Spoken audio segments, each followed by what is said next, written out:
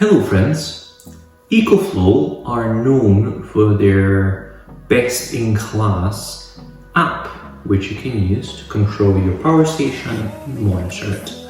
So I thought in today's video I'll quickly show you around the app and present to you all the features and options available to you for the EcoFlow Delta 3. Here we are in the app. You can see that I've set it up with my Delta 3. You do need to register for an online account purely because all your connection to your power station goes over the cloud. So the power station is connected to your home Wi-Fi system, which in turn allows it to communicate with EcoFlow's cloud, where the EcoFlow app is pulling all data and sending instructions to your power station. So again, here we are in the app. You open it up and you're presented with a nice screen which easily displays in a very user-friendly way your input, output,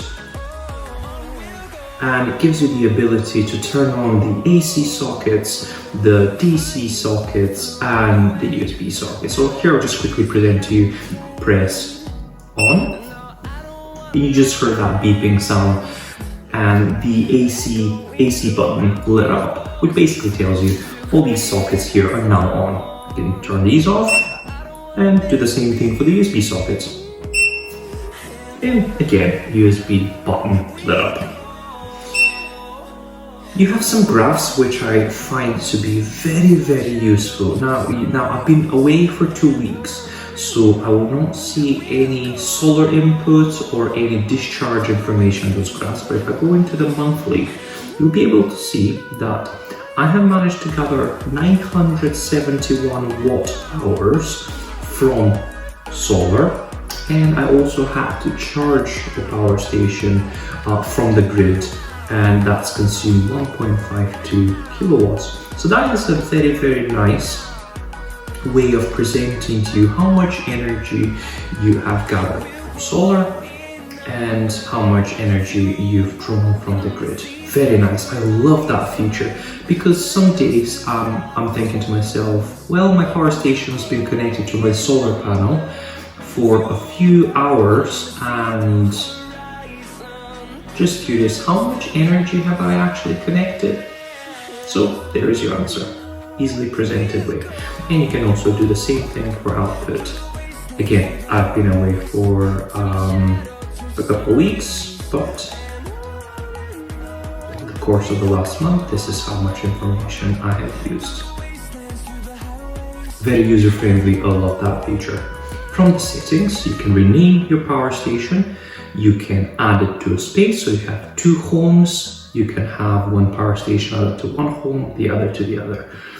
Your other power station to the home. You can turn on, turn off the beeping sound that you heard. So I'll turn, it's currently turned on. Now I'll turn it off. Yep, I like to have it on. You can share the device with people with EcoFlow accounts so they can control it. You have auto timeout, I believe that is the display and the different sockets. So you can, for example, if these are idle for, I don't know how much, 2 hours in the current setup, then it'll switch itself off. Device display timeout 5 minutes. So that's quite self-explanatory. Then you have screen brightness, auto, manual. You can do manual, you can see that is, and bump this up, very bright now, and 50 and 0. There we go. I like to leave it on auto. You can select your time zone. I'm in the UK, so Europe, London, and this is where you connect it to a Wi-Fi network. I'm going to share that information just now. AC charging speed, that is a rather nice feature, part of the input section. Now, because I like keeping my power station quiet when charging and also for prolonging battery life, I keep it at 500 watts per hour. So once it connected to the grid, it draws 500 watts per hour, but you can bump that all the way up to 1.5 kilowatts, which means that your power station will charge in less than an hour, or you can keep it down to 100. Now I have ticked the optimized battery charging, which basically prolongs its lifespan, keeps your battery healthy. So that's the option I picked. You have car charging current. You can choose between 4 and 8 amps there. And this is a smart generator, auto start stop. I think that is when you have your power station plugged into the grid and you choose when it draws power from the grid and when it draws power from solar. The output section here, exposed, is basically, I'll quickly show you there. It doesn't give you the numbers there, but simply put, it boosts the output wattage, the AC sockets, the about sort of thing. It's from 1.8 kilowatts, I think it boosts it to 2.5 kilowatts. So if you have a device that uses a little bit more power, you need to tick that option. Output port memory, again, just these instructions, these are pretty self-explanatory. What do we have here? I like that battery maintenance, saving oriented backup settings, charge discharge limit.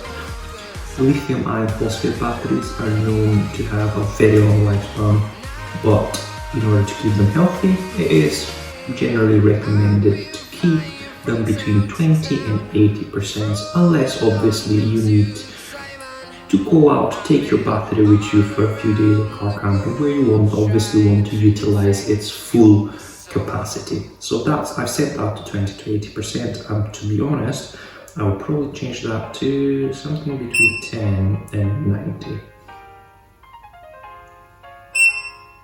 Oh, I'm not a massive fan of that. You see how quickly I'm trying to do 90 and I lift up my finger. Oh, there you go, 90.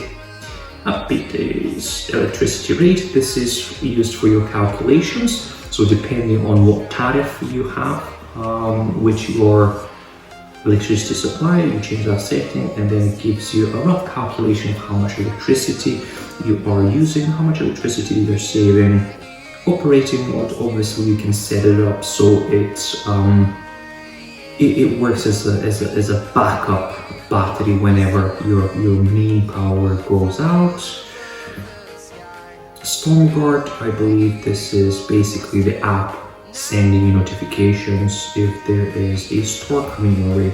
And again, firmware information, I'm all up to date. Yeah, help center, that will probably give you, that'll probably direct you to the website and give you some information on your particular power station. These are your specifications, I'm not probably going to share too much of that. Homepage style, you have different homepage styles. This is the one I've picked. Then you have this one, which looks a little bit more fancy, I guess, but I really prefer this initial page that I showed you in the beginning of the video. And that's really it. I can power it off. In case I find a need for it to be turned off while I'm away, you can do that from the app. So that's really helpful.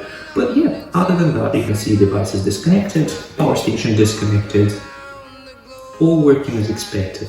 Now, again, simple, user-friendly, top-notch app from EcoFlow. I hope you found that useful. If you did, please consider liking and subscribing, and I'll see you in the next video. Take care, stay strong.